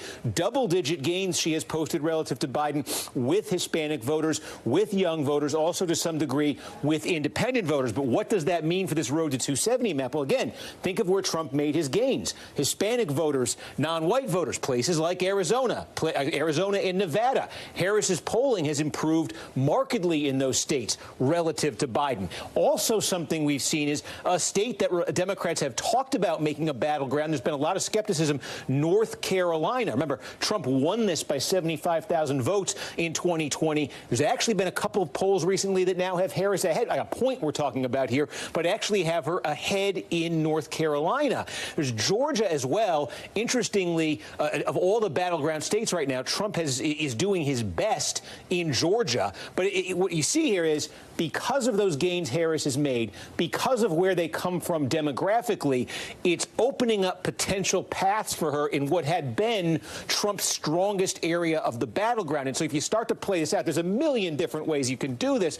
But look, let's say there's a scenario here where, Trump gets Pennsylvania, you mentioned it. It's the biggest of all these battleground states, 19 electoral votes. But now, previously under Biden, that would have been it. Game over. But again, if Harris were to say win Arizona, okay, and then if she were to get North Carolina, again, this is just one of many, many possibilities. You see, she's opened up a Sun Belt path here that allows her to lose the biggest individual swing state on the map. That was not the case when Joe Biden was the candidate. Right now, at least, we'll see if this sustains, but right now, at least, that possibility is alive for Democrats with Harris. Real quick, Steve, just as we talk about 3 minutes away from the start of things getting kicked off for night 3 of the Democratic National Convention, Tim Walz going to be the big headline tonight. What is the Walz factor here as it relates to, his state of Minnesota? This is a state, Republicans all talk about it. They like to think they have a play there. It's obviously a blue state and has been for a long time. But there is a sense that Tim Walz can help in some of those Rust Belt battlegrounds, right? Yeah, I mean, look, that is their hope. And let me see if I can call this up on the fly right here.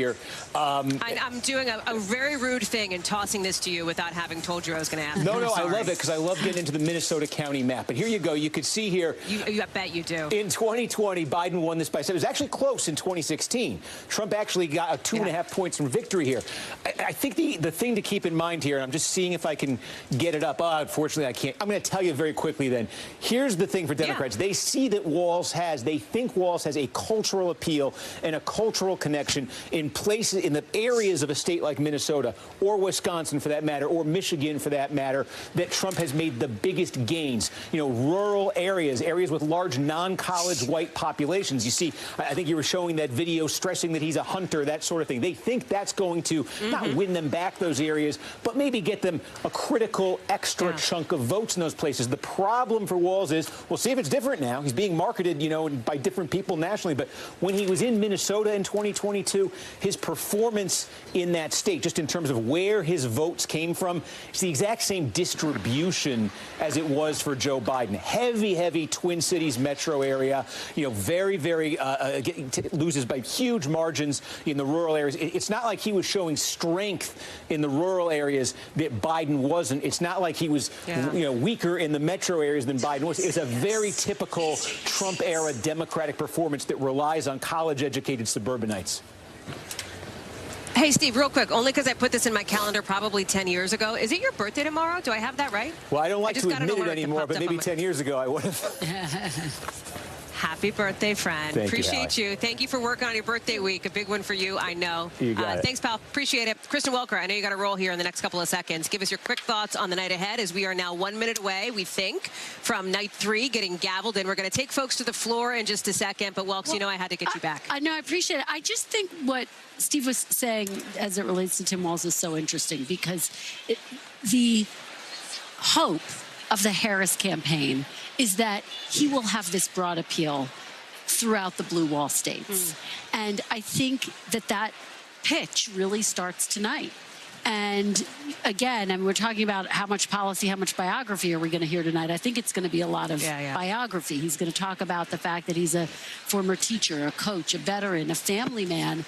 And the goal is going to be for him to go out and to be out in Midwestern states and to try to preserve the blue wall for Kamala Harris. Steve's talking about all the different pathways, but obviously this is so critical to her potentially winning the White House. So it will be so fascinating to see what he actually has to say tonight, and how he really frames his pitch as they try to do that. Kristen, thank you. Chuck, stand by for a second. I want to take you now to the floor. It is just about 6:30, 4 seconds away, and we expect things to kick off here for night 3. Monica Alba is in the thick of things down there. I'm looking behind me, Monica. The lights have dimmed. People have been asked to take their seats. I can't see you, but I assume you're at one of these bright camera lights that's down there on the floor. Indeed, Hallie, I see you. I see our fabulous box up there with all of our friends. I'm down here very close to the Rhode Island delegation seating. They've been flashing the lights because the official program is about to get underway here on night 3 of the Democratic National Convention, which is being teased as as Walz Wednesday. That's how you can think about it. And there's some signage that's been out on the floor that will be distributed later this evening that simply has one word on it, and that is coach. That is what they're trying to portray for the Minnesota governor in terms of his personal backstory. It's what Vice President Harris likes to call him when they're out on the campaign trail together. She doesn't refer to him as Governor Walz. She calls him Coach Walz. And so that is what you're going to see infused in the programming tonight. This aspect to his personality where he was a former high school football coach, a former teacher. They're going to talk about his military service. But I have to tell you, I'm going to send it right back to you, Hallie, because of what's happening here. Thank you, girlfriend. Here's Senator Cory Booker. Let's listen in for the gavel. Thank you, friendo. Appreciate it.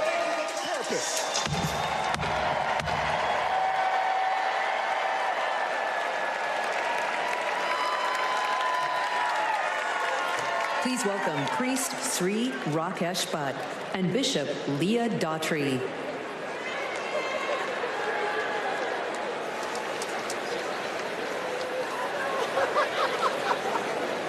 You heard the gavel there from Senator Cory Booker of New Jersey, obviously coming in. We're going to wait as things begin here. Chuck Todd's with me here on set. You know, every night we try to get that gavel. I mean, I hate to hard rap Monica like that. I would listen to her for another 10 minutes. You know, yeah, I mean, this is it. It's tough to be down there. A little easier for us to have this little conversation. That's right. That's right. Obviously, they're doing all of the convocation and all of that stuff. What's also interesting about tonight, I mean, we've talked a lot about the headliners here. Bill Clinton, Nancy Pelosi, of course, Tim Walz, the folks who will be introducing him. Apparently some surprises, as one reporter for the San Francisco Chronicle alluded to a little bit earlier, Sharon Stein. But also people talking reproductive rights, people talking immigration, some of these policy issues that are happening, not in the primetime hours necessarily, but a little bit earlier in the evening. Well, I think it's almost in some ways these conventions, when you, on some of these issues, they're actually designed to, remember, this is a room full of surrogates. This is a room full of people who will be going back to their states to campaign for the Democratic ticket. So the speech is to organize people, correct. And actually, getting out there, how do you talk about immigration? Well, this is how the ticket's going to talk about it. How do you talk about reproductive rights? This is how the ticket is talking about it. So that's what, you know, people forget that that's actually what these speeches are also designed to do, which is to give the tools. Again, remember who the delegates are. These are your local leaders. These are the people that run the pancake breakfast. These are the people that run those get out the vote efforts on a precinct by precinct basis. So you are going to see that. And, you know, when you look at immigration, I am very curious. It's been, I don't think they've done this correctly. They keep going back to the border bill. I think that's a mistake. Why don't you think that's effective? Because I think what they should do is they've had some success in the last 3 months. Right now, they may have to admit that they should have taken executive action sooner. But the point to say is we got it wrong at the beginning, and now we're getting it right. To me, if she made that her message, then it's acknowledging that, yes, you know, at first we didn't get it right. But that's what we do here. When we found the right policy, we went ahead and did it, and we're not afraid to use a policy that someone else... I think in that sense, they have really, on immigration, botched it. And they've not, they keep thinking they can win hey, they killed the congressional bill. People don't follow the congressional bill stuff. Like, I think that's been a mistake. On reproductive rights, I think it's a different story. Well, so I was just going to, you teed yourself up perfectly for what I was just about to get into. I think they've been much, I think in that, I think there's just not a lot of, there's no gaps in that messaging. I think Democrats, whether you're a conservative Democrat like Mitch Landrieu in Louisiana, Andy Beshear in Kentucky, or you're an extremely liberal Democrat like a Nancy Pelosi in California, it's all about access and making the case for access. In that sense, I think has been and then talking about IVF. I mean, the fact that they've been talking basically about how this is taking away from people being able to plan families, to be able to have families. I think it's been quite effective. I didn't know that about Michelle Obama. I mean, I was going to ask that you. Was news to me. I think she wrote about it in her book. Yes, I mean, but she doesn't lean into it. Exactly.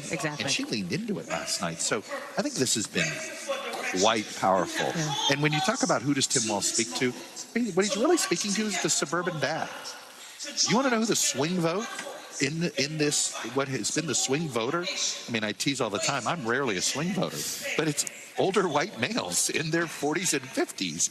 that are in some of those key states that Steve was just talking us through. Those are the swing states. And Tim Walz kind of looks like us. Got a little bit of a pot belly. Guess what? We all are dealing with that. Like he does look like the sort of every dad, and that is the swing vote. The college-educated suburban dad is the swing vote. One of the key swing voter demographic groups in this election. This is, of course, the bishop doing the invocation here to start off things here on night 3 of the Democratic National Convention. We're going to, in a second, dip in and listen to some of the rest of the opening pieces of this, because that is going to be what we do all night long here. You're here to be able to watch this and talk about it with us. We're going to show it to you. We're going to be in it. And as we do, we also want to get into what the expectations are for tonight. Think of it as like a bit of a viewer's guide. We've got a research playbook. We want you to have that research playbook. And part of that is what these speakers are going to talk about here, because while all eyes are going to be on Tim Walz and this monster, massive eyeballs speech he's going to give, there's also others. Wes Moore, considered to be a rising star in the party. Josh Shapiro, who we've talked about, not just because, I love PA, my home state, but because he is somebody who's considered a rising star. And then Pete Buttigieg, of course. Mayor Pete, transportation secretary, here in his personal capacity. Had this been Joe Biden's convention, we would say tonight was 2028 night. That's what we would have called it. That's funny. Okay, with this. So is this 2032 night? Or it could still be 2028 night if when we look back at this historically. We're going to find out in November, That's right? I actually I'm writing about that for later tonight and tomorrow, about how had this been Biden's convention, I think that would have been a lion's share of the coverage. That's what these speeches we would have heard, a lot of sort of subtle this, subtle that, looking for subtext. Now, that said, if you are wanting to run for president in the future and you're a Democrat right now, you don't do anything other than support this ticket. And you don't do anything other than do whatever they ask for this ticket. And I think that all of them have gotten that memo.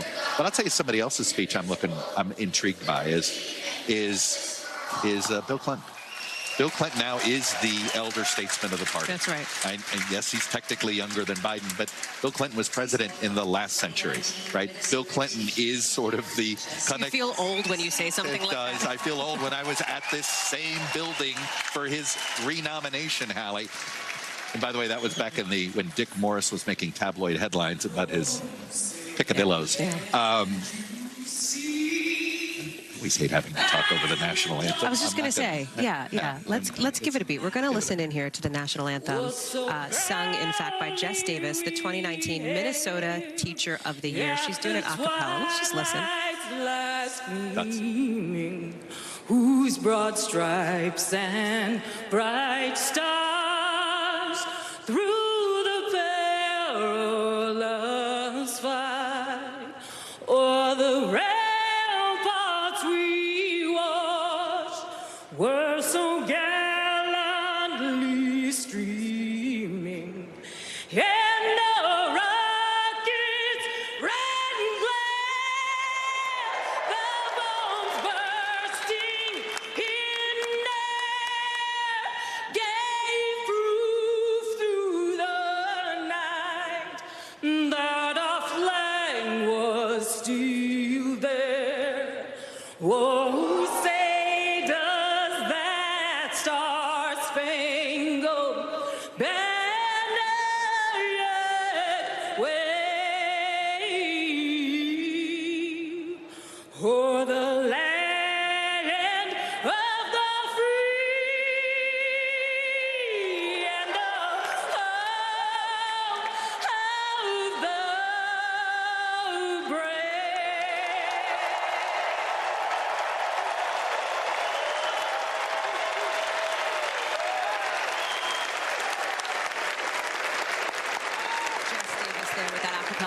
of the Star Spangled Banner. And just so people know, Chuck, we love to pull back the curtain and give you a little peek inside. We are right on the edge of where the delegates are sitting. So we do have great seats. Yeah, Indiana, New Mexico. And they've been waving, they've been psyched. Yeah. But it is one of those moments, whether you're on the floor, whether you're up here, there's a lot happening behind you. We again, want to be bringing to you these moments as they happen. But I want you to finish your thought before I know you got to go on to your next Look, I will just say Bill Clinton, nobody knows how to talk about the economy in non-Washington terms better than Bill Clinton.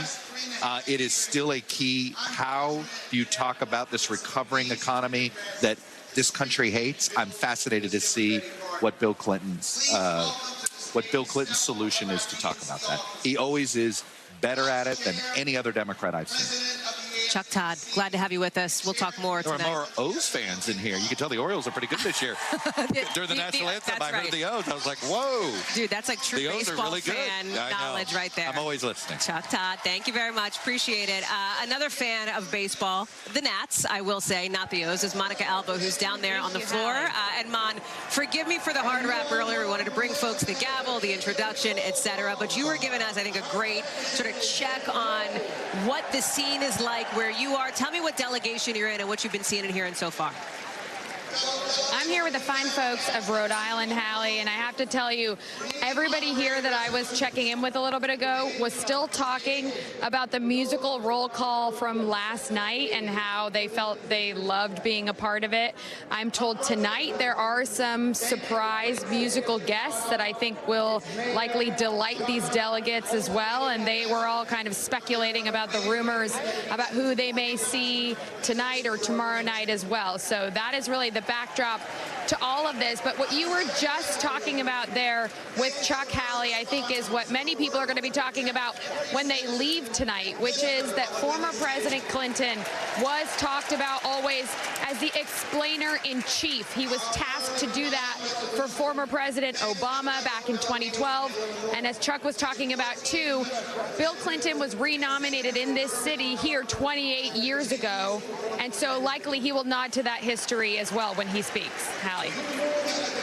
Monica Alba down there on the floor in the Rhode Island delegation. I know that our colleague, Chief White House correspondent Peter Alexander, is also on the floor somewhere in that somewhere in another delegation, I think. Peter, where you at, bud? What you got? It's a good question. I'm in the middle of some call and repeat right now with Jamie Harrison up there on stage. We are between Pennsylvania and California, the type of air travel you could only dream of, where it takes like that much to go between ends of the country right now. A little bit earlier, Hallie, we had the opportunity to speak to Jack Schlossberg. Notably, he is, of course, the grandson of John F. Kennedy Jr., a cousin of Robert F. Kennedy Jr., who made headlines today. NBC News reporting that Kennedy is expected to drop out of the race and endorse former President Trump as early as this week. And only a short time ago, I had a chance to speak to Schlossberg, a first-time delegate at this Democratic National Convention, about his thoughts regarding that news. Take a listen.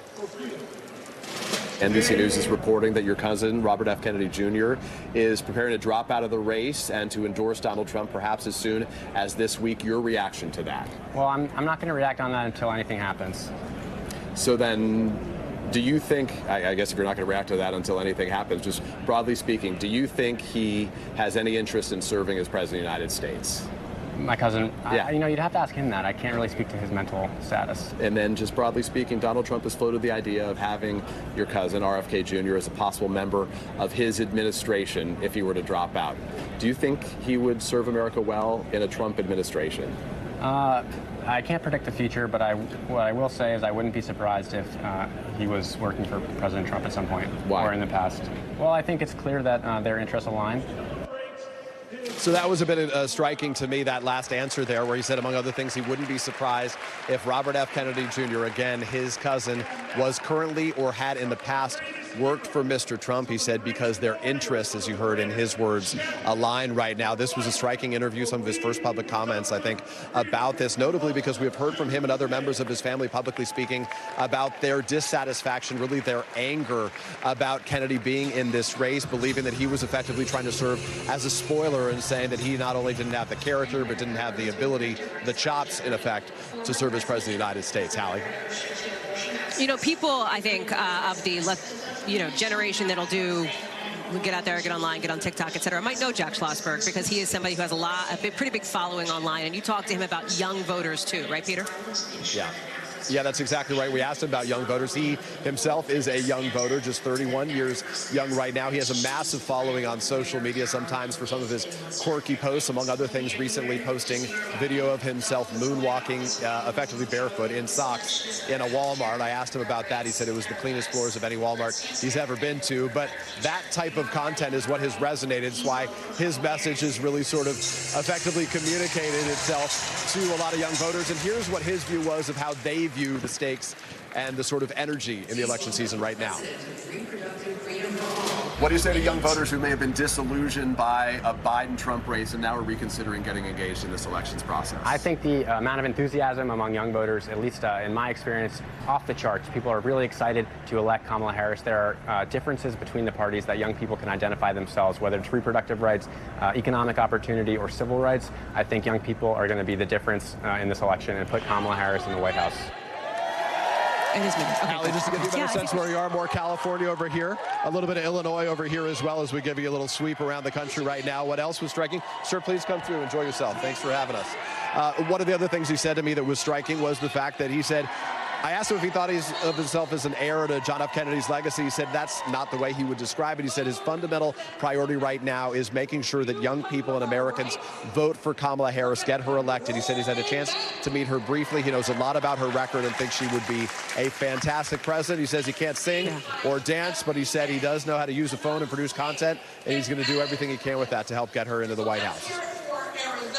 Peter Alexander down there on the floor. Thank you very much. Jen Psaki is joining us now, of course, our MSNBC host. Basil Smikle as well, Democratic strategist. One of the things that we're in, Monica Alba is also back down on the floor with us, too.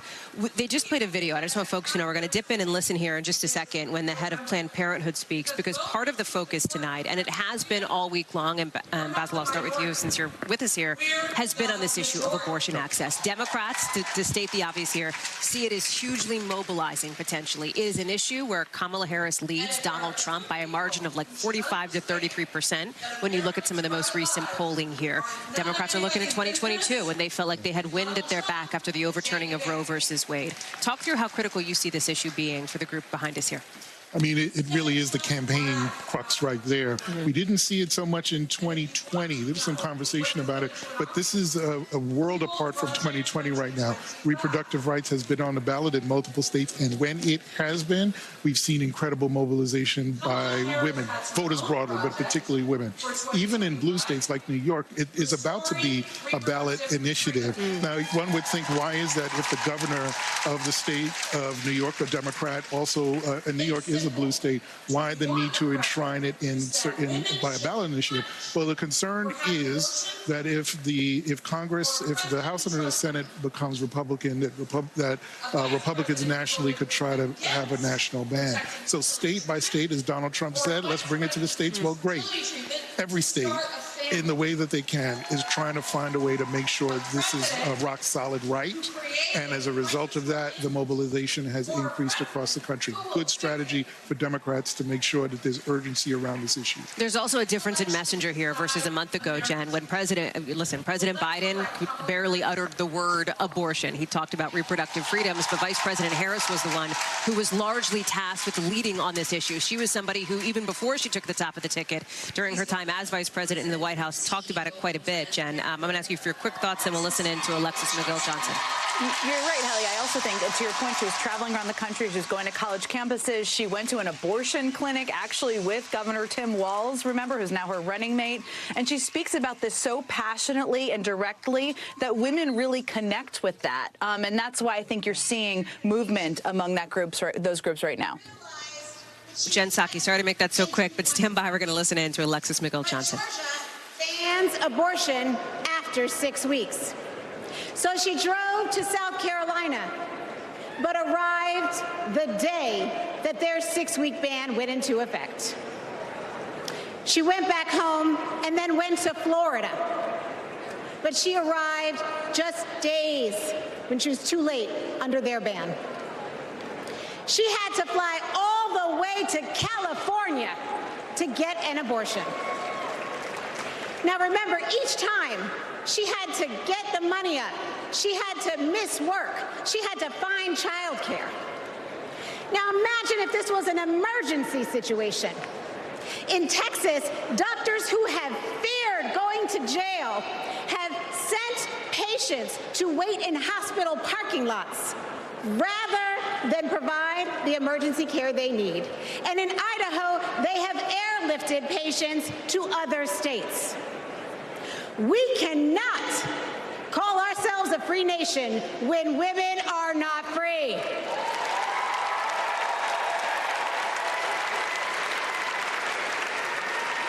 More than 1 in 3 women and nearly half of all black women live in banned states.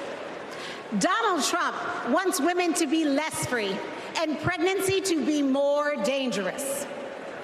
But I'm here to tell you, in no way are Donald J. Trump and J.D. Vance more qualified than doctors and women to make these decisions. We decide.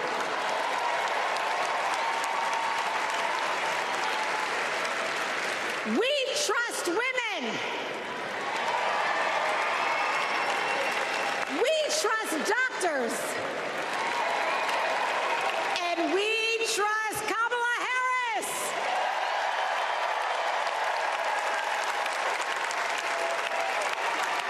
Our future is on the ballot. Our bodies are on the ballot. And come November 5th, we will decide this election.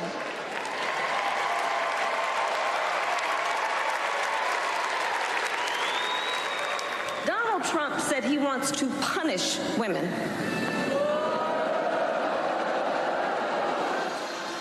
as a result of his actions today, you, of course, were watching the CEO of Planned Parenthood, Alexis McGill-Johnson. Jen Psaki, who I think is still with us, is joining us now. Jen, let me let you finish your thought there as we get ready to hear from the former head of Planned Parenthood, somebody who was part of that roll call last night, Cecil Richards. Well, this is an issue that has massively changed since 2020, to state the obvious, given the Dobbs decision in 2022. And therefore, a lot of the pollsters I talk to, people from a lot of these groups, they say that the women's vote is underestimated, it's undercounted in some ways, and they're also seeing movements among women, women of color, white women, over the last month as well. So that's why this is such a huge feature. I mean, on Monday night, it was a feature where you heard the personal stories of these women and what they've been through. There were a lot of not dry eyes in the House, but I think we'll continue to hear from it. Cecil Richards is remarkable. I can't wait to hear what she has to say. These last 2 weeks have been a celebration of women, from cheering on Team USA to supporting Kamala Harris for president. As my mother, Governor Ann Richards, would say, I hear America singing. When women are free to make their own decisions about their lives and to follow our dreams, we are unstoppable. But when Roe versus Wade was overturned, a generation of young people lost that freedom. Like Ashley, a 12-year-old rape survivor in Mississippi. Because of her state's abortion ban, she started 7th grade with a newborn. That's the Republican promise of states' rights. Last year, I became a grandmother. And during my daughter's pregnancy, nothing mattered more to me than her health. Politics should never stand in the way of anyone's health care or prevent any family from experiencing the joy my grandson, Teddy, has brought to my life. One day, our children and grandchildren may ask us, when it was all on the line, what did you do? And the only acceptable answer is everything we could.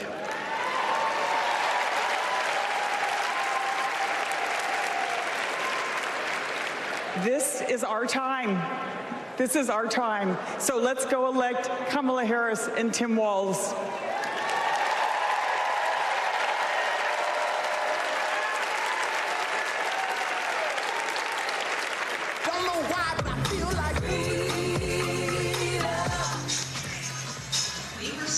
Former Planned Parenthood head Cecil Richards there, speaking to the audience as night 3 of the Democratic National Convention has kicked off with a focus on an issue that Democrats think is going to be important come November, important to voters, with 25% of them, Basil Smikle, saying that abortion access, reproductive rights is critical to their vote. Right. And, you know, when you listen to the Republicans, it sounds punitive what they're doing and the language that they use with respect to women. To get up and say that a woman will not have sovereignty over her own body, That's how it's read. And so the only response to that, in my view, if you're a Democrat, is not to stand for it, to push back. But that's why I think the language from Barack Obama and Michelle Obama was so great last night, because they touched on the urgency of this moment, but they also said, as Tim Walz has said before, you can't have hope, you can't have urgency without a plan. So the goal for the Democrats really is to now capitalize on this moment, on this momentum, and try to make sure that folks are mobilized around the country. If not on this, on many other issues, but reproductive rights is the mobilizing issue of this campaign. Basil, thank you. Jen, let me go to you quickly, because one of the interesting things that has just happened in the last couple of minutes, we're looking ahead to Nancy Pelosi, the former House Speaker, set to speak. In this new article the Washington Post had just dropped, they talked to her a little bit. They caught up with her, and she has some pretty interesting on-the-record quotes in which, when she's asked about her sort of behind-the-scenes, as widely reported, maneuvering to pressure President Biden to step off the ticket, she said, "Why would you ask me that question? You know, I'm a very deliberate person." She goes on to say later in the piece, "I have my relationship with the president, and I just wanted to win this election. So if they're upset, I'm sorry for them, but the country is very happy." It feels like a real window into where Nancy Pelosi's head is at as she gets ready to take the stage here tonight. No question. I'll also say I talked to her about a week ago for a long time about this, and she's also sad. I mean, she loves Joe Biden. They have a decades-long friendship. Yeah. I saw them many times interact and on the phone, Hallie. But she's a person who believes that we need to do everything we can to defend our democracy, to win back the House, for the Democrats, for the Senate to be in Democratic control. And so this was a real moment that showed not just her power, but her commitment to doing that, even at the cost of a decades-long friendship. We know that when the next speaker to come up, the next couple speaker, the head of Emily's List, the head of Voto Latino, somebody who may be familiar to our viewers, Maria Teresa Kumar. One of the things that's so interesting here that we haven't gotten into yet, Jen, that matters as it relates to the issue we're talking about here is women and the gender gap that we're seeing in the polling. It ranges anywhere from 10 to 20% when you look at where Kamala Harris is, of course, compared to former President Trump. No question about it. And I think there's also this bigger messaging frame that you've seen sort of evolve a little bit over the past couple of weeks, where a number of Democratic leaders, and I expect Governor Shapiro to do that, maybe Governor Westmore to do this tonight, where they're reframing freedom and rights. And abortion access is a big part of that message and that umbrella.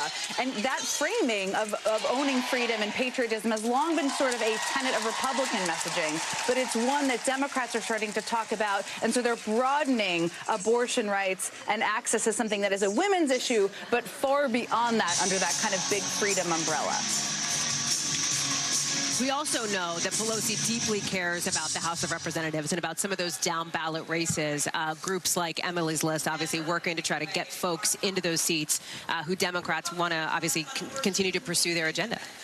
No question. And Jessica Mackler, who is the new president of Emily's List, is someone I've talked to. I've known her for 20 years, probably. And she has told me that over the past couple of weeks, even since Kamala Harris became the nominee, she's speaking right now, they've had so much incoming interest in donating and people getting involved. And that's very exciting for those down-ballot races, especially those that are electing women for an organization like that. Let's listen in for just a couple of seconds. Jen, stick around, but we'll listen in to Jessica Mackler here, head of Emily's List. Make no mistake, the threat of Project 2025 is very real, but so is our ability to stop it. In 2022, Democrats didn't just run on reproductive freedom, we won on reproductive freedom. And in 2024, we are coming back to the polls to finish the job.